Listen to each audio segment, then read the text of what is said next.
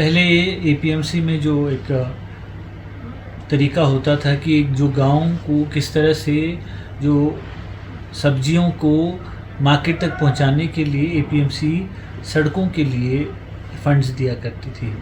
पिछली सरकार में इस बात को उन्होंने समझा कि ये सड़कों के लिए जो पैसा दिया जाता है वो बंद कर दिया गया।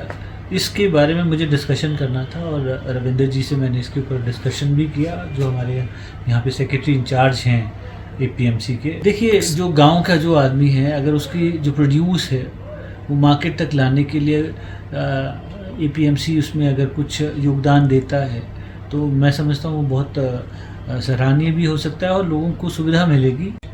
जो आज हमारा जो किसान है उसके जो प्रोड्यूस है वो आसानी से मार्केट तक पहुँचे और उसमें कम से कम लेबर लगे।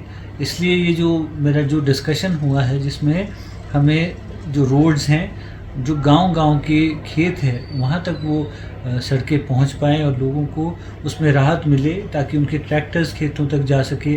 उनका जो प्रोड्यूस है, जो उन्होंने वहाँ पे सब्जियाँ लगाई है, जो भी है, वो मार्केट तक आसानी से पहुँच जाए। इसके लिए हम उसमें प्रयास करेंगे कि ये चीज़ इसके ऊपर रिव्यू होना चाहिए। और उसके साथ ही साथ यहाँ पे जो एम्प्लॉइज़ हैं उनसे भी मेरा डिस्कशन हुआ और उन्होंने ये कहा है कि उन्हें रिटायरमेंट के बाद कोई भी उनकी सिक्योरिटी नहीं है।